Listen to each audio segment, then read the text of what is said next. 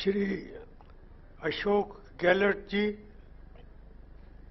Shri Bharat Singh Solanki ji, Shri Bhargava Thakur, Shri Siddharth Patel, Shri Jitu Patwari ji, Shri Shakti Singh Gohil ji, leaders on the stage, distinguished ladies and gentlemen. I am very happy to be back in Gujarat, which has produced India's most extraordinary sons, Mahatma Gandhi and Sardar Vallabhbhai Patel. I am also happy to be in your midst, who are renowned all over the world for your business and enterprise. I am also happy to be in the state where one of my daughters obtained her degree at IRMA in Anand. But I must state that I also speak with a heavy heart. I start my address by invoking the memory of more than 100 people who lost their lives last year in the wake of the demonetization. Tomorrow will mark exactly 1 year since the disastrous policy of demonetization was thrust on the people of our country.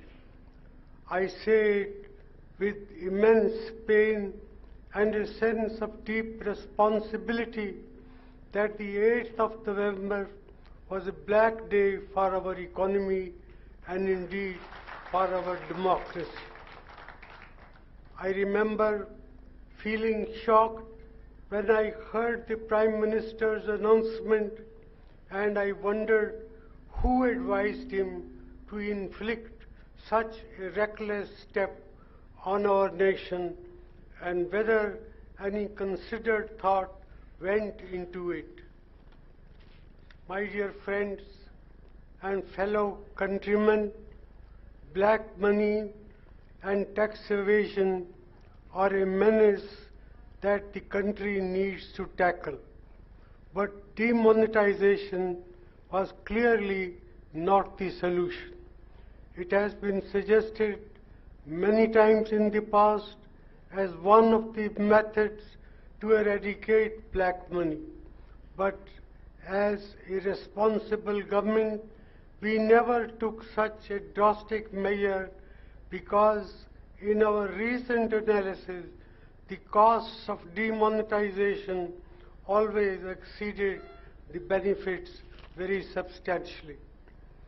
One must also remember that nowhere in the world has any democracy undertaken such a coercive move, withdrawing 86% of the legal tender in one single suit.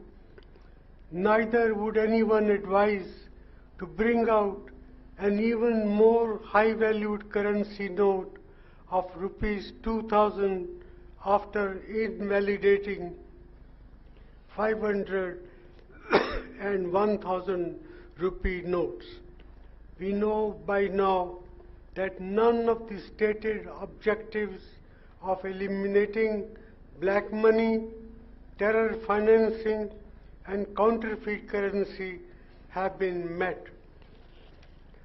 To promote a less cash economy, coercive steps like demonetization are ineffective.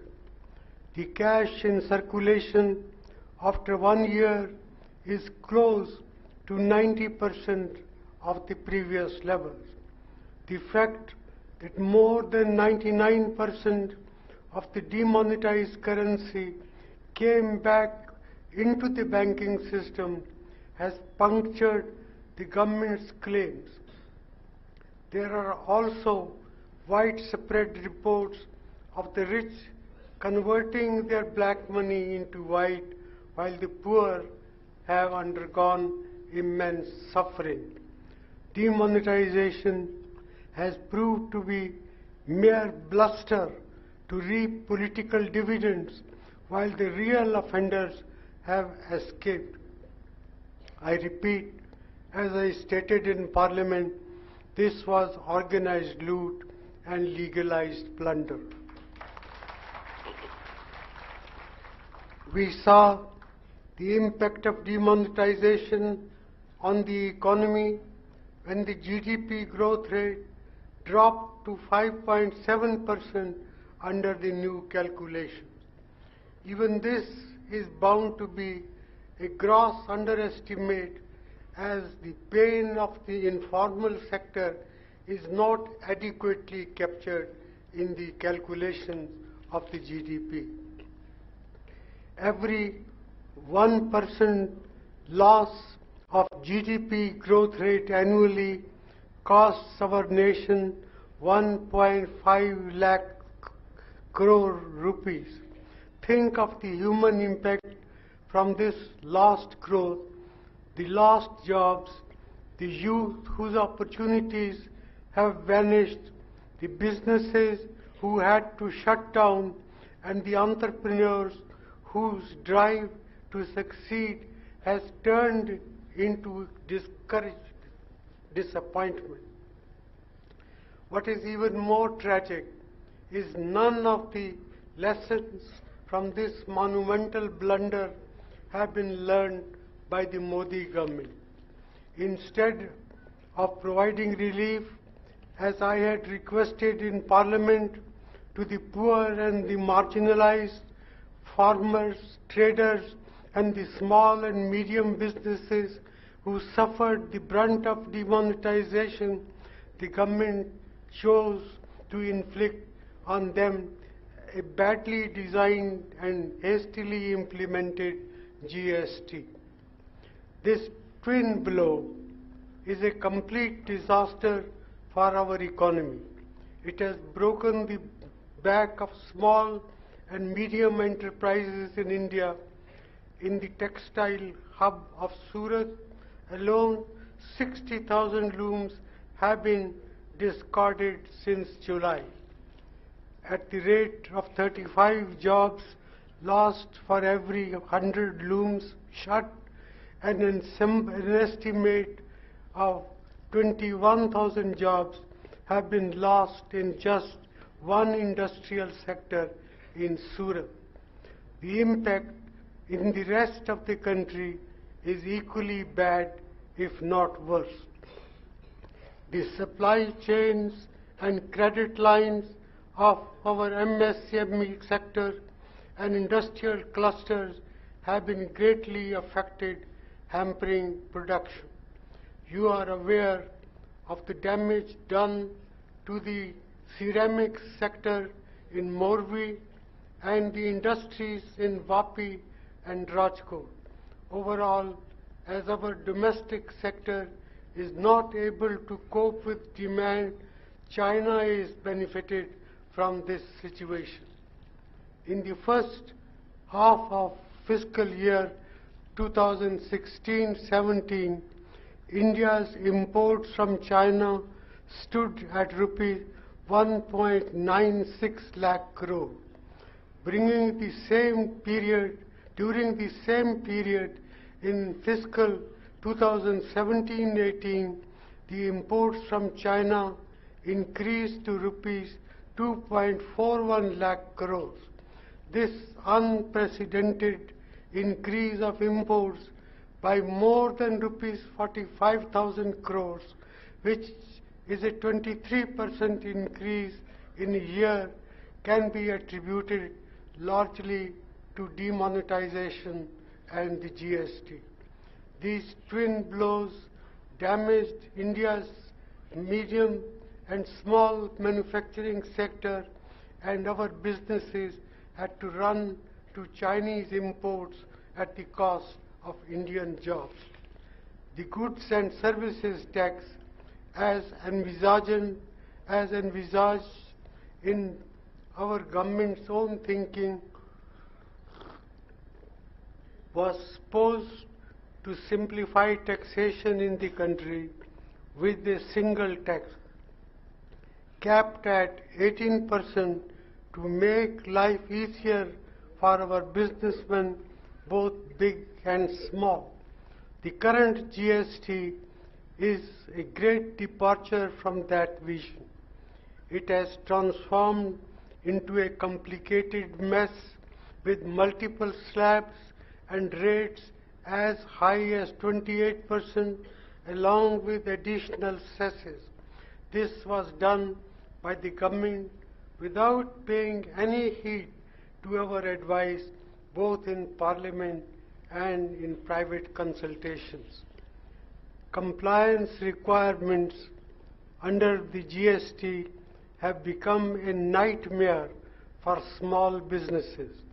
The unending notifications and changes, a repeat of the chaos of demonetization, have caused needless and endless confusion.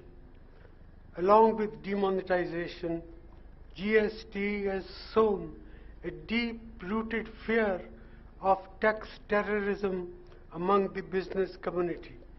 At a time when the economy has slowed down considerably despite favorable global macroeconomic conditions, the fear of tax terrorism has eroded the confidence of Indian business to invest. As you know, the growth in private investment is at a 25 years low. This is terrible for growth of India's economy. My dear friends, good governance involves both the head and the heart. It pains me to say that the union government has completely failed to do its duty on both fronts. Let me explain through the example of two of the greatest Gujaratis the world has seen. The Mahatma, who represents the heart and soul of our nation, gave us a talisman. He said, and I quote, "Whenever you are in doubt, apply the following test. Recall the face of the poorest and the weakest man whom you may have seen, and ask yourself if the step you contemplate is going to be of any use to him. Will he gain anything by it? Will it restore him to a control over his own life and destiny? In other words, will it lead to Swaraj for the hungry and spiritually starving millions?" Did, I ask, the Prime Minister stop to consider the wisdom of the Mahatma when asking the Reserve Bank Governor to sign on the dotted line, or while implementing the GST in utter haste? Did he think about the impact on those who toil in the informal sector, whose earnings have dried up because of a shortage of cash? Did he think about the millions of people who lost their jobs and had to return to their villages in despair? If the Prime Minister had paid attention to Mahatma Gandhi's talisman, the poor of India would not have suffered the way they did. Ladies and gentlemen, you know that I have seen crippling poverty while growing up in another other side of Punjab before partition. I have also seen the significant strides our great nation has taken in my lifetime, building on the foundations laid by Congress governments from Pandit Nehru to Shastri Ji to Indira Ji, Rajiv Ji, Narasimha Rao Ji to Vajpayee Ji. I can proudly say that when I was Prime Minister, we lifted 140 million people out of poverty the task no other democracy in the world has achieved in a period of 10 years. Yet, 1 in 2 Indians still remain vulnerable, and one blow can make them fall back into poverty. Demonetization and the GST were 2 blows that have probably pushed millions back into terrible hardship. So they had to turn to the social safety nets provided by the Manrega, brought in by the UPA government. The other great Gujarati who is an inspiration to all of us is the great Sardar Vallabhbhai Patel. He was the force behind uniting India from 565 disparate princely states to one united, glorious nation. When undertaking the endeavor of one nation, one tax, if the Prime Minister had taken inspiration from the resolve and attention to detail of great Sardar Patel, the outcome today would have been very different. Bravado and drama are poor substitutes for courage with conviction and the ability to execute well. When we passed the nuclear deal in the UPA, the intelligence and idealism of Pandit Nehru, Sardar Patel and Indiraji were our guiding lights in our endeavor to end the nuclear apartheid of India and ensure energy security for all Indians. We stood strong by our principles and even risked our government while the BJP opposed us. We got the word to change the rules of the nuclear game in our favor, which is why the people of India supported us fully on the issue of the nuclear deal. Today, 1 year after demonetization, large sections of the country feel they have been taken for a ride by their government, that their trust was betrayed. Another example of the failure of both head and heart is right here in Ahmedabad. The bullet train project, launched with much fanfare, is sadly an exercise in vanity and will not benefit either 6.5 crore of Gujaratis or the Indian nation as a whole.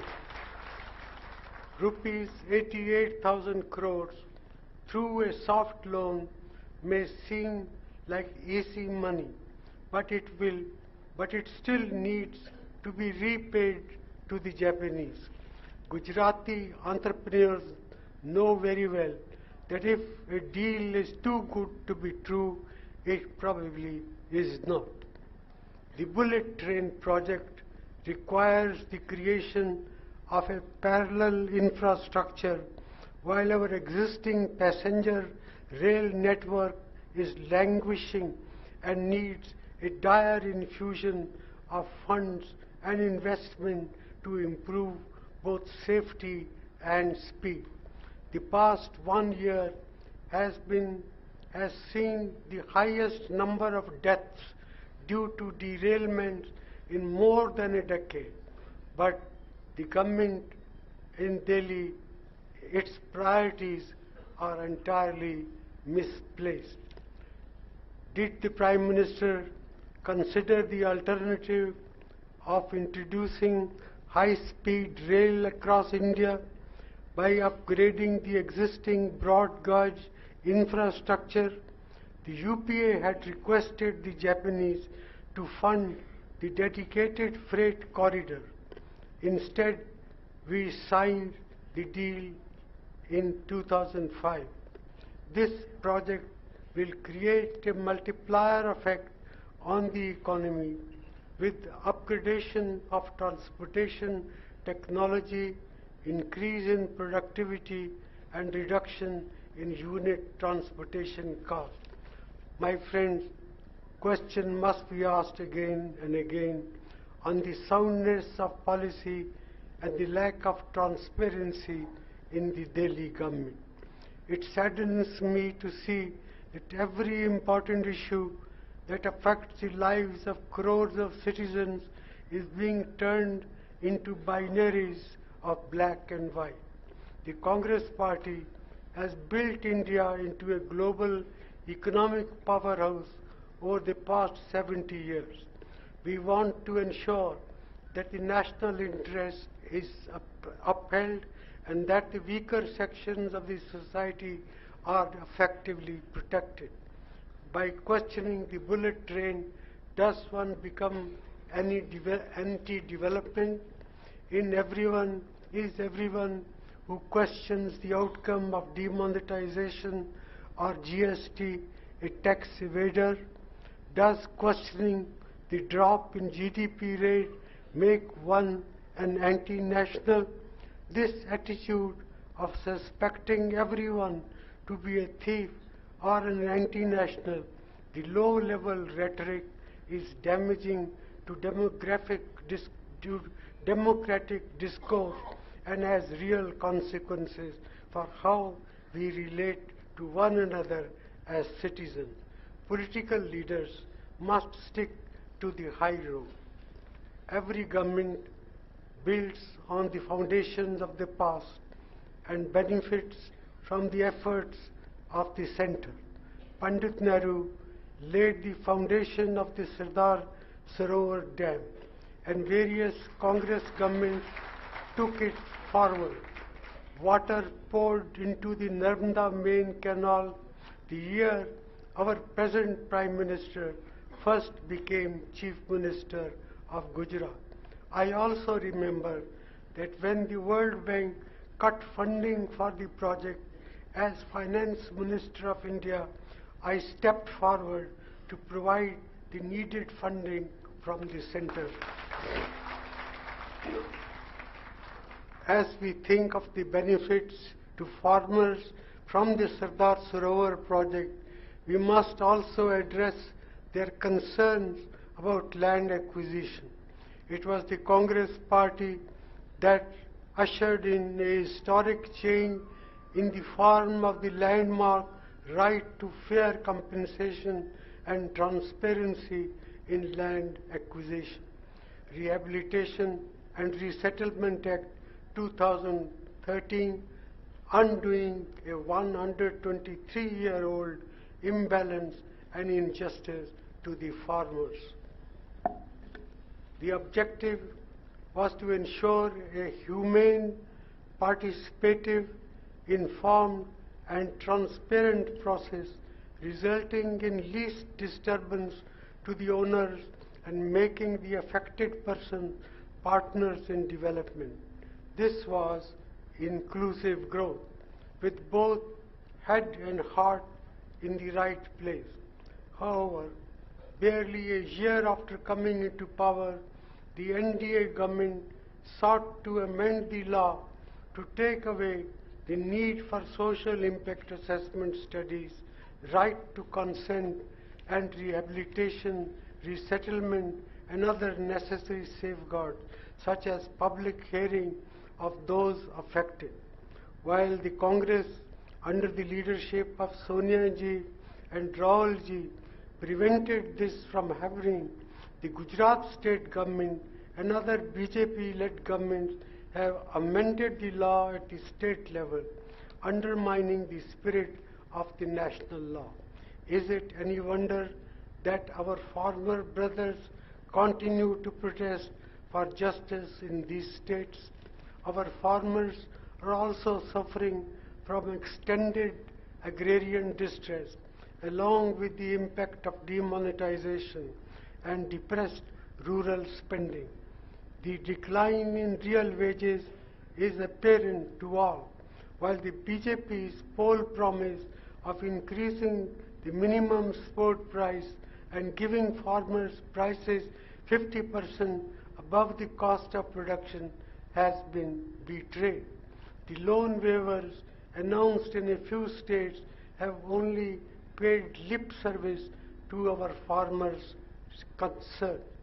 Similarly, our Adivasi brothers and sisters are being hurt.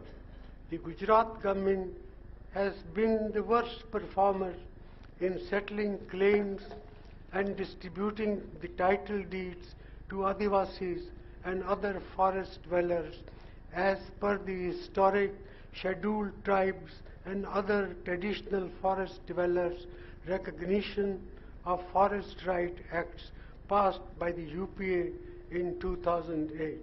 While across India, deeds have been disposed of at the rate of 87%, in Gujarat the figure stands a poor 44%. Moreover, the Gujarat government has taken a very controversial decision to ease norms for selling forest land to industries. The bottom 4 districts in human development in Gujarat are the Adivasi districts of Dahod, Dangs, Panchmahal, Banaskantha. On every social indicator, from infant mortality rate, maternal mortality rate, to female literacy, Gujarat unfortunately has fallen behind the best performing states in our country, including Himachal, Karnataka, Kerala and Tamil Nadu. The abdication of the Gujarat state of public education has led to rampant privatization and decreasing quality of education. This in turn is affecting the competitiveness of otherwise sharp Gujarati youth in the job market. The recent agitations of the youth cutting across different sections of the society is an indication of the deep dissatisfaction with the performance of successive BJP governments in Gujarat. The winds of change are blowing in Gujarat. The Congress party will ensure that the voice of every Gujarati, regardless of caste, creed, gender or class, is heard and will be heard. Our Congress government will govern with both head and heart, with Sardar Vallabhbhai Patel and Mahatma Gandhi as our inspirations. After decades, the time has come, ladies and gentlemen, for the intelligent and enterprising people of Gujarat to once again repose their faith in the Congress party, which will work together with 6.5 crore Gujaratis to take this state to new heights and the future it truly deserves. Jai Hind, Jai Gujarat.